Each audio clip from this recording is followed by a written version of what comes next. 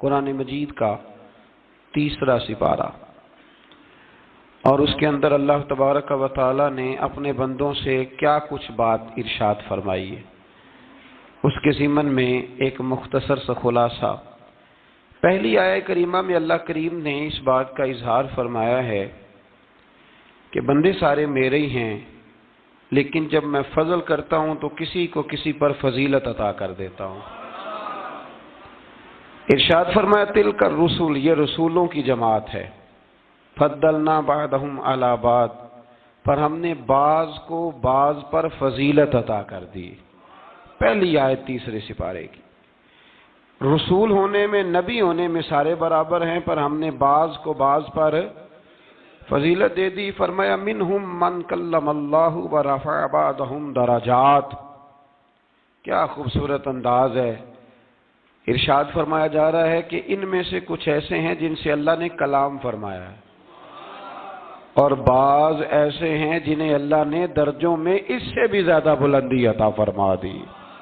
کوئی رہ فلک کو تیار گیا تے کوئی جا سدراتے ہار گیا، ایک کالیاں زلفاں والا سی جڑا لنگر شاہ تو بھی پار گیا۔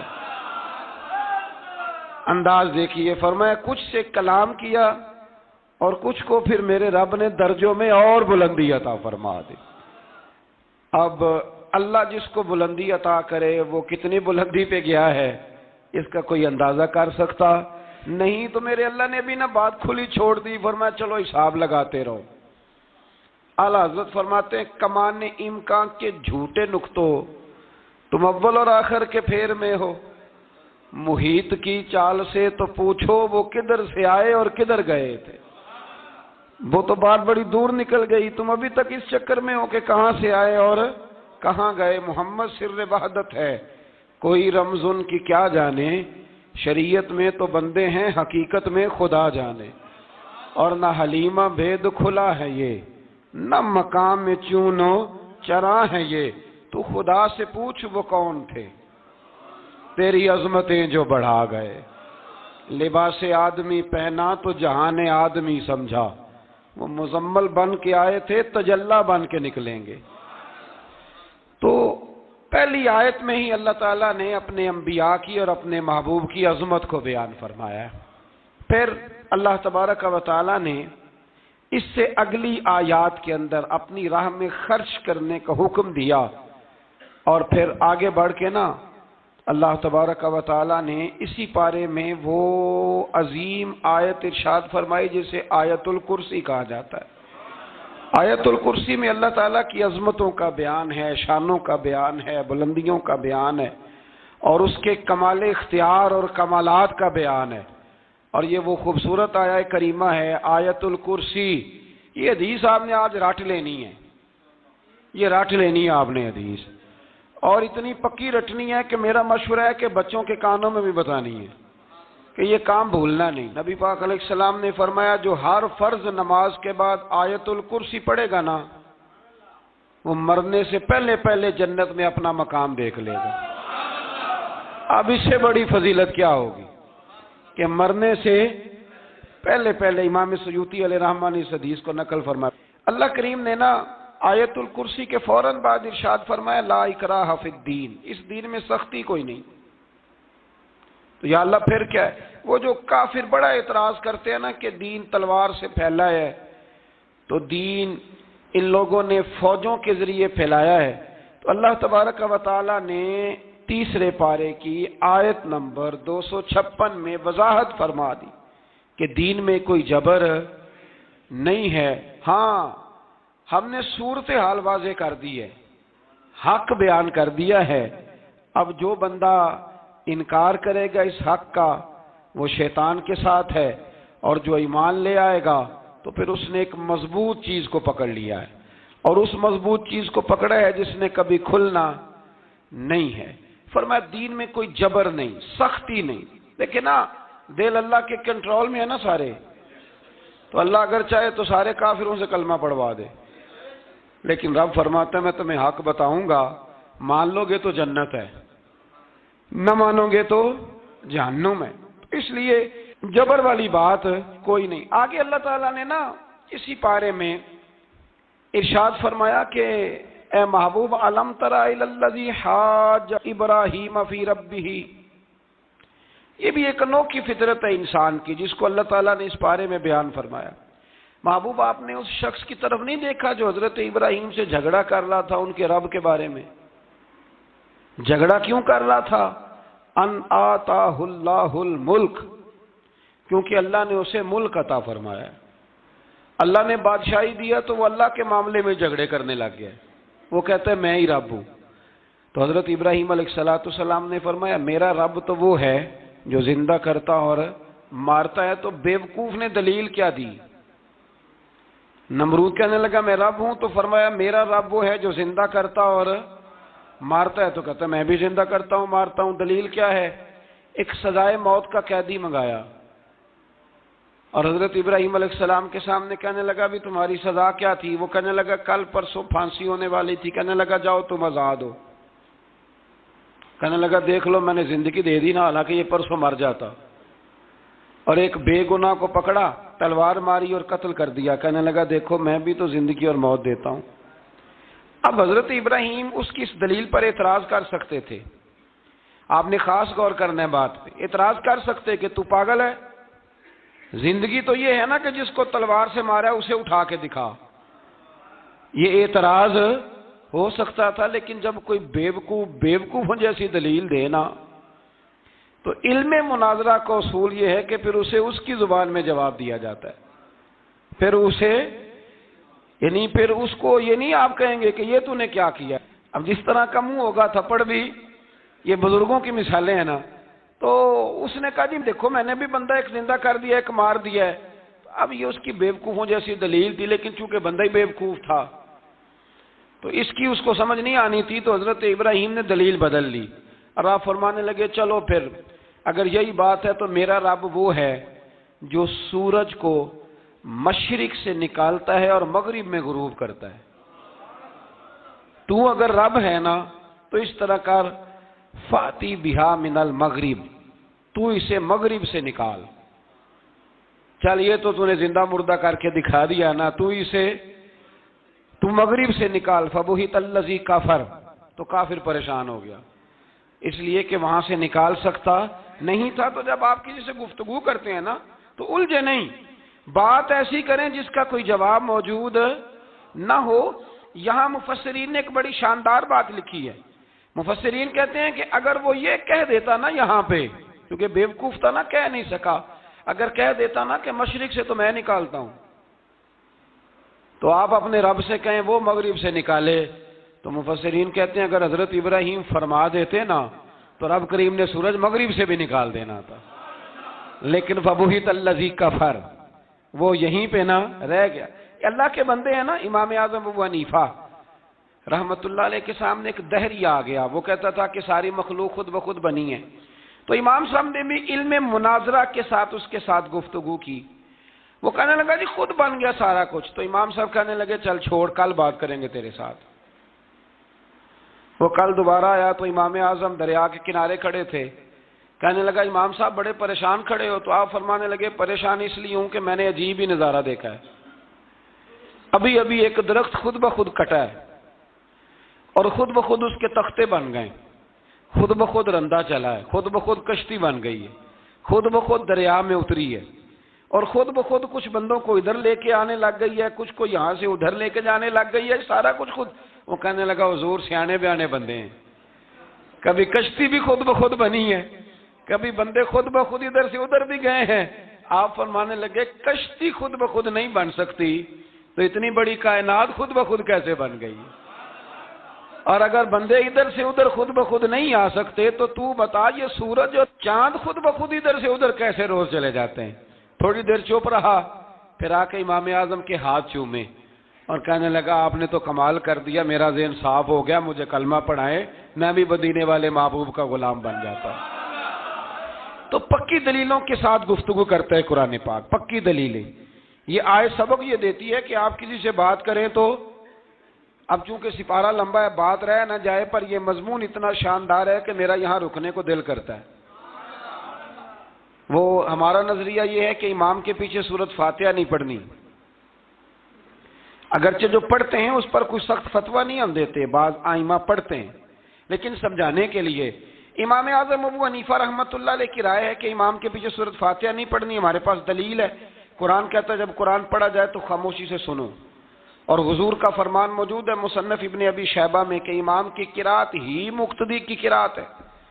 بزرگ کہتے ہیں کہ دلیل اس طرح کی دو کہ سامنے والے کے ذہن تک بات پوری اتر جائے، آپ اسے سمجھا پائیں. امام صاحب نے جب یہ بات ارشاد فرمائی تو کچھ لوگ آپ سے مناظرہ کرنے آ گئے، 15-20 لوگ تھے. ایک ادھر سے بولتا پڑھنی چاہیے صورت امام کے پیچھے، ایک ادھر سے بولتا پڑھنی چاہیے، ایک ادھر سے بولتا. تو امام اعظم ابو حنیفہ فرمانے لگے تم سارے پڑھے لکھے لوگ ہو، یہ گفتگو کا طریقہ ہے؟ اس طرح بات کرتے ہیں کسی کے سامنے؟ میں اکیلا ہوں اور تم 15 لوگ ہو، کوئی ادھر سے بولتا ہے کوئی ادھر سے بولتا ہے، طریقہ کرو کوئی بات کا. وہ چپ کر گئے، کہنے لگے ویسے ٹھیک تو ہے، ہم تو غیر مہذب ہو گئے. تو امام صاحب کہنے لگے ایک بندے کو منتخب کرو وہ میرے سامنے آئے. انہوں نے ایک بندہ منتخب کر لیا. وہ کہنے لگا جناب یہ ہمارا نمائندہ ہے، یہ اگر جیت گیا تو ہم سارے جیت گئے، یہ اگر ہار گیا تو ہم سارے. تو امام صاحب کہنے لگے کیوں منتخب کیا؟ کہنے لگے جی سارے بولیں گے تو سمجھ ہی نہ آئے گی کوئی کیا کہہ رہا ہے، کوئی کیا کہہ رہا ہے، کوئی کہاں ہے کوئی کہاں ہے. تو امام صاحب کہنے لگے میرا بھی مسئلہ یہی ہے، ایک الحمدللہ رب العالمین پہ ہے اور دوسرا صراط الذین انعمت علیہم پہ ہے. تو میں بھی کہہ رہا ہوں کہ جو امام آگے لگا لیا نا اس پر اعتبار کرو، اس پر اعتبار کرو. تو دلیل وہ دیں کہ جو دلیل سامنے والے کے ذہن میں اتر جائے. چلیں جی تھوڑا آگے چلتے ہیں. اللہ کریم نے نا آگے ایک اور مثال بیان کی. یہ جو بہت سارے لوگوں کے دلوں میں خیال آتا ہے نا قبروں میں جائیں گے ہڈیاں گل جائیں گی سڑ جائیں گی تو کیسے اٹھیں گے. تو اسی پارے کی آیت نمبر 259 میں اللہ تعالیٰ نے ہمارا وہ مسئلہ بھی حل کیا اور 2 واقعات تفصیل کے ساتھ تیسرے پارے میں بیان فرمائے. اللہ کریم فرماتے ہیں کہ کیا آپ نے اس شخص کو نہیں دیکھا کہ جو ایک ایسی بستی پر سے گزرا وَهِيَ خَاوِيَةٌ عَلَىٰ عُرُوشِهَا، جو اپنی چھتوں کے بل گری پڑی تھی، یعنی بستی تباہ ہو گئی تھی. وہ آدمی وہاں سے گزرا، وہ حضرت عزیر علیہ السلام تھے. بہت سارے مفسرین کے نزدیک بعد نے یہ لکھا ہے کہ چونکہ یہاں اللہ نے کسی کا ذکر نہیں کیا تو ہم بھی کسی کو مخصوص نہیں کرتے، لیکن کثیر کی تعداد یہ ہے کہ حضرت عزیر تھے. آپ گزرے ایک بستی میں تو آپ نے دیکھا کہ وہ بستی تباہ حال ہو گئی ہے اور زمین پلٹ دی گئی ہے، چھتوں کے اوپر لوگ مرے ہوئے پڑے ہیں. تو آپ کے دل میں خیال آیا کہ یا اللہ تو انہیں کیسے زندہ کرے گا بعد موتہا، مرنے کے بعد. خیال آیا، اللہ کریم نے نا انہی پہ موت طاری کر دی، حضرت عزیر علیہ السلام پہ. ان کے پاس تھوڑا سا کھانا تھا، ایک گدھا تھا، درخت کے نیچے لیٹ گئے گدھے کو باندھ کے. اللہ تعالیٰ نے ان پر نیند طاری کی اور وہ 100 سال تک سوتے ہی رہے. وہ بے آباد بستی آباد ہو گئی، وہاں شہر آباد ہو گیا، دنیا آباد ہو گئی، زمانہ آباد ہو گیا. آپ جب سوئے تو آپ کی عمر مبارک 40 سال تھی. 100 سال کے بعد اٹھے، ثم بعثا، جب اٹھے قال کم لبثت، اللہ نے فرمایا کتنی دیر سوئے؟ قال لبثت یوما او بعد یوم، کہنے لگے یا ایک دن سویا ہوں یا دن کا تھوڑا سا حصہ. تو رب کریم نے فرمایا نہیں، آپ تو 100 سال تک سوئے رہے. فرمایا وہ دیکھو ذرا گدھے کی طرف. وہ گدھا جو تھا نا ان کا وہ گل سڑ گیا، ہڈیاں بکھر گئیں، اور وہ جو کھانا تھا نا پھل تھے، شربت تھا، سالن تھا، اس کا حال یہ ہے کہ لم یتسنہ، وہ باسی بھی نہیں ہوا. یہ ہے میرے رب کی قدرت. جس نے پہلے گل سڑ جانا تھا وہ باسی بھی نہیں ہوا اور وہ گدھا اس کی ہڈیاں بھی بکھر گئیں. تو رب کریم نے فرمایا سمجھ آئی ہے میں مردے کیسے زندہ کروں گا؟ عرض کی یا اللہ ایسی سمجھ آئی ہے جو کبھی بھولے گی بھی نہیں. 100 سال تک سوئے رہے. یہ بڑا لطیف واقعہ ہے. حضرت عزیر علیہ السلام اٹھ کے نا تو اپنے گھر گئے تو کوئی پہچانتا ہی نہیں تھا. ایک بوڑھی اماں جس کی عمر بہت زیادہ ہو گئی تھی اس کو جا کے سلام لی تو آپ فرمانے لگے اس اماں سے یہ عزیر کا گھر ہے؟ تو اماں فرمانے لگی ہاں ہے تو عزیر کا، لیکن وہ تو 100 سال پہلے غائب ہوئے، دوبارہ آئے ہی نہیں. آپ فرمانے لگے اماں میں ہوں عزیر.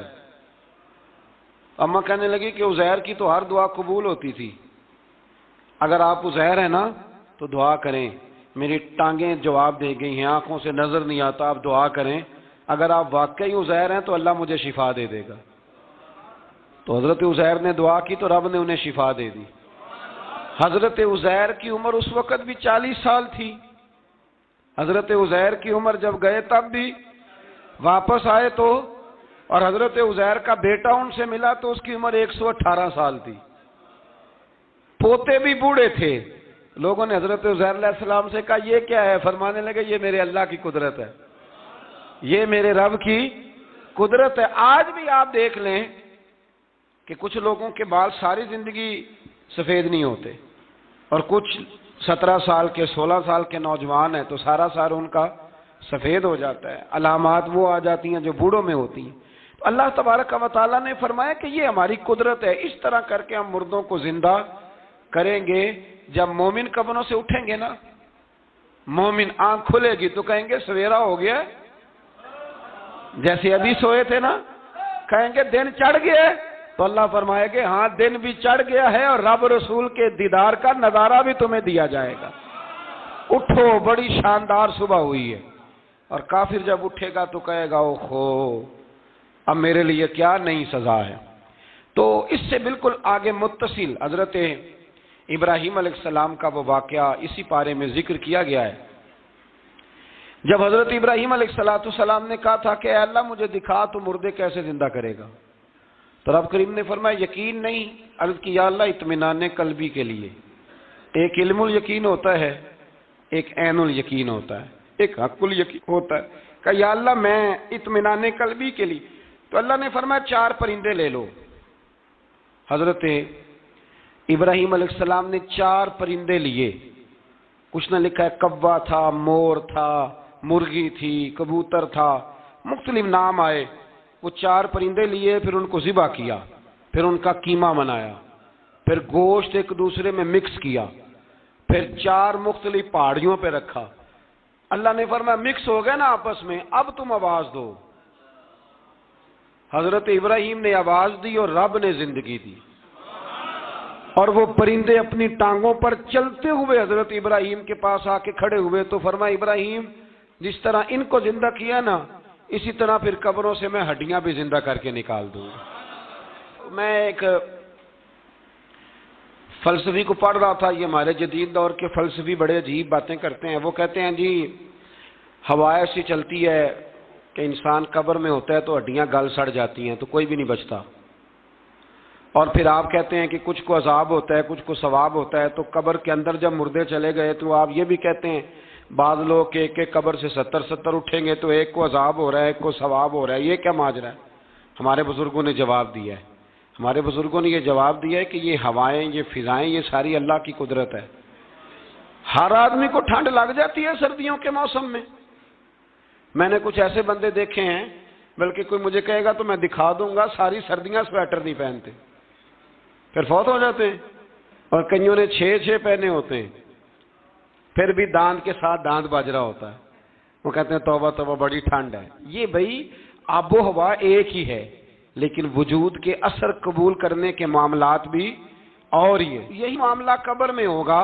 دیکھیں نا حضرت عزیر علیہ السلام کے گدھے نے بھی آب و ہوا لکھی اور کھانے نے بھی، تو گدھا گل سڑ گیا پر کھانا گلا سڑا۔ دوسری بات یہ کہ قبر میں بندے اکٹھے ہیں تو کسی کو عذاب تو کسی کو ثواب۔ تو امام جلال الدین سیوطی رحمۃ اللہ علیہ فرماتے ہیں 2 بھائی اگر ایک پلنگ پہ سوئے ہوں، تو ایک خواب میں لاہور ہوتا ہے، دوسرا پشاور ہوتا ہے، سوئے کہاں ہوتے ہیں؟ اکٹھے ایک پلنگ پہ۔ وہ ایک کہتا ہے میں رات کو لاہور تھا، اور دوسرا کہتا ہے نہیں تو غلط کہہ رہا ہے، میں تو پشاور تھا۔ تو ہوتے کہاں ہیں؟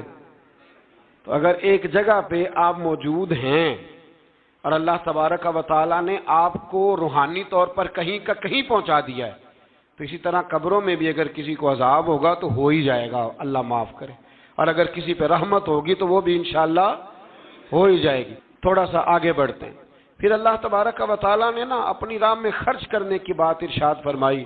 فرمایا اگر تم میری راہ میں خرچ کرو گے تو میں تمہیں 700 گنا کر کے واپس کروں گا۔ اللہ کی راہ میں خرچ کریں گے تو کتنا ملے گا؟ یہاں بھی معاملہ یقین کرنے کا ہے۔ قوم کو یقین آ جانا کہ ڈبل ہو جائیں گے تو ساری قوم لٹ جاتی ہے. اگر اتنا یقین ہو جائے نا ڈبل ہو جائیں گے تو لٹ جاتی ہے. تو اگر یہ بھی یقین ہو جائے نا کہ 700 گنا ہو جائیں گے تو پھر بھی میرا خیال یہ ہے کہ قوم لٹنے کو تیار ہو سکتی ہے. لیکن وہاں لٹ کے برباد ہوتے ہیں. رب رسول کے رستے میں لٹیں گے تو آنے والی نسلوں کو بھی اللہ آباد فرما دے گا, اللہ آباد کر دے گا آنے والی نسلوں کو.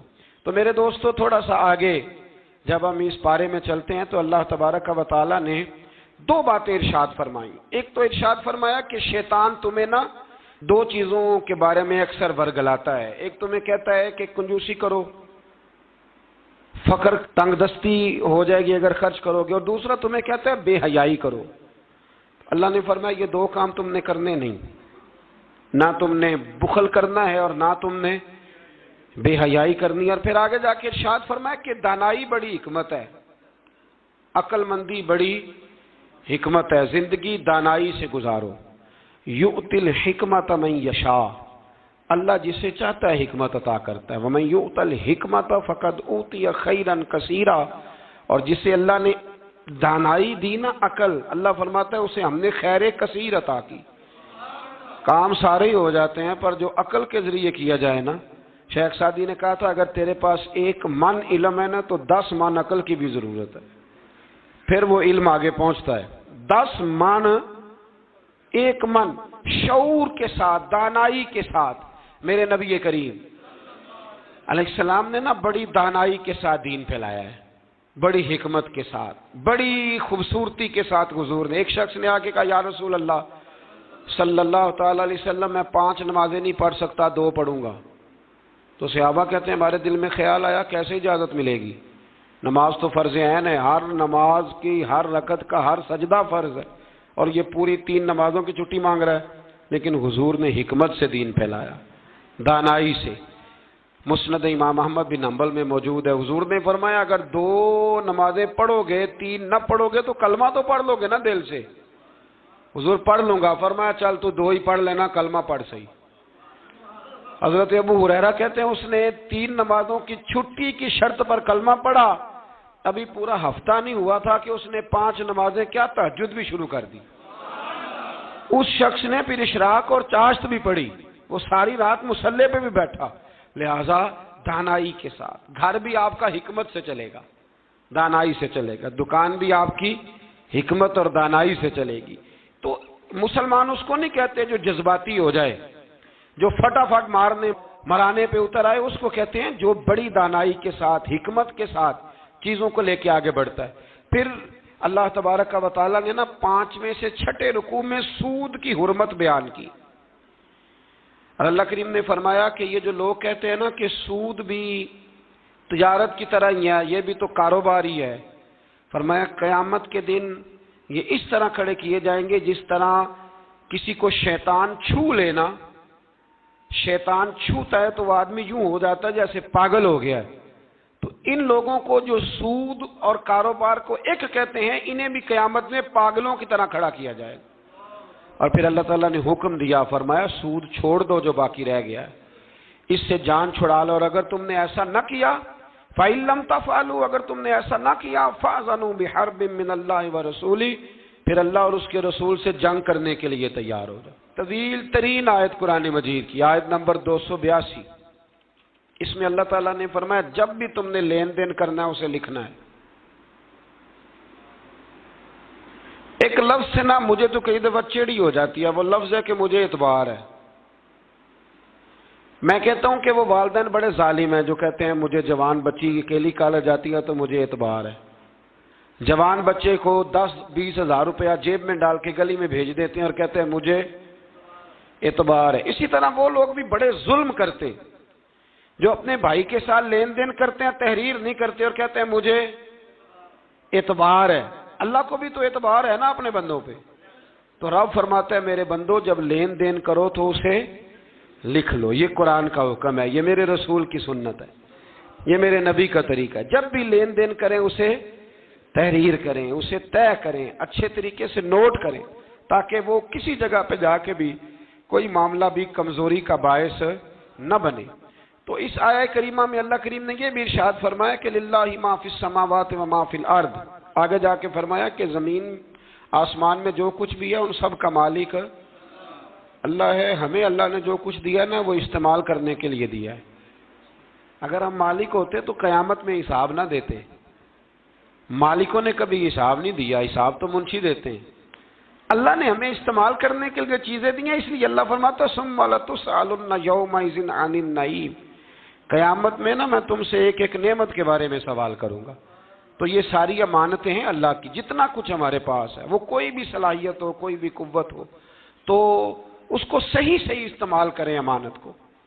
پھر میرے عزیز، اللہ تبارک و تعالیٰ نے نا اس سورہ مبارکہ کے آخر میں ہمیں ایک دعا سکھائی ہے، وہ بڑی شاندار دعا ہے، ہر چیز طلب کرتی ہے کہ اس کو پڑھا جائے، دیکھا جائے، پر اس دعا کے آخری لفظ یہ ہیں واعف عنا، اللہ ہم سے درگزر فرما، اور آخری لفظ یہ ہیں کہ واغفر لنا، اللہ ہمیں بخش دے، وارحمنا، اور اللہ ہم پہ رحم فرما، اس لیے کہ انت مولانا، تو ہی ہمارا مددگار ہے، فانصرنا علی القوم الکافرین، اللہ کافروں کے مقابلے ہمیں ہماری مدد فرما۔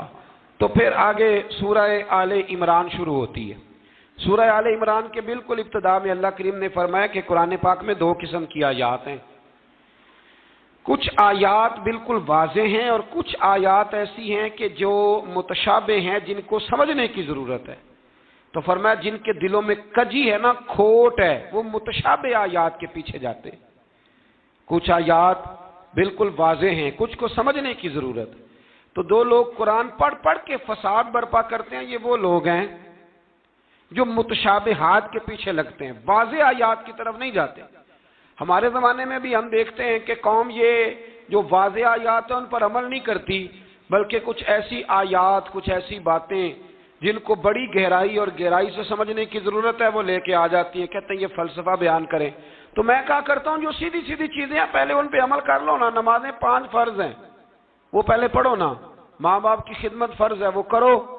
حق سچ بولو، حلال روزی کھاؤ، جو ہے وہ دیانتداری کا مظاہرہ کرو، تو یہ کام کرو نا۔ پھر آگے فلسفے میں بھی چلے جائیں گے، پھر منطق کی باتیں بھی چھیڑ لیں گے۔ تو جو واضح واضح چیزیں ان پر تو عمل کر لیں، وہ باریکیوں میں جانا، پہیلیاں جو ہے وہ بجھانا اور بڑی بڑی عجیب باتیں کرنا، ان سے نکلیں۔ اللہ تبارک و تعالی ہمیں سمجھنے کی توفیق عطا کرے۔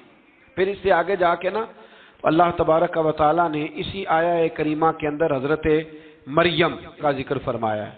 جناب مریم سلام اللہ علیہا اللہ تبارک و تعالی کی وہ پاک باز بندی ہیں جن کی ماں نے منت مانگی تھی کہ اللہ اگر تو مجھے بچہ دے گا نا تو میں وہ تیرے رستے میں دے دوں گی۔ یہ حضرت عمران علیہ السلام کی صاحبزادیاں جناب مریم اللہ کی ولیاں ہیں۔ عورت نبی ہو سکتی، یہ کیا ہیں؟ اللہ کی ولیہ۔ تو حضرت مریم جب وہ بچہ پیدا ہوا ان کی ماں نے منت مانگی تھی۔ یہ قرآن مجید ہے، یہ 3 پارہ ہے اور اس کی جو آیات ہیں وہ ہیں آیت نمبر 34-35۔ اس سے آگے جب آپ چلیں گے تو یہ سارا مضمون سورہ آل عمران میں آپ کو ملے گا۔ تو جب آپ کی ولادت ہوئی تو بیٹی پیدا ہو گئی، تو اب حضرت جناب مریم سلام اللہ علیہا کی جو والدہ تھی نا، وہ ان کو لے گئی جناب زکریا علیہ السلام کے پاس، وہ ان کے خالو تھے۔ کہا میں نے منت مانگی تھی کہ میں بچہ ہوگا تو مسجد کے لیے وقف کروں گی، تو اللہ نے بچی دی ہے۔ تو حضرت زکریا نے جناب مریم کے لیے اوپر چھت پہ ایک محراب بنا دیا، وہ محراب کے اندر رہتی تھی، وہاں عبادت کرتی تھی۔ حضرت زکریا آپ کے خالو بھی تھے، اللہ کے پیغمبر بھی تھے، وہ وہاں بیٹھا کرتے تھے اور ان کی پرورش کرتے، کھانے پینے کا خیال کرتے۔ بڑی خاص بات ہے، عقیدے کی بات ہے۔ جب سے پہلا سپارہ ہم نے شروع کیا نا تو تھوڑی سی دیر کے بعد وہ عقیدہ آ جاتا ہے جس عقیدے پہ اللہ تعالیٰ نے مجھے اور آپ کو قائم رکھا ہوا ہے۔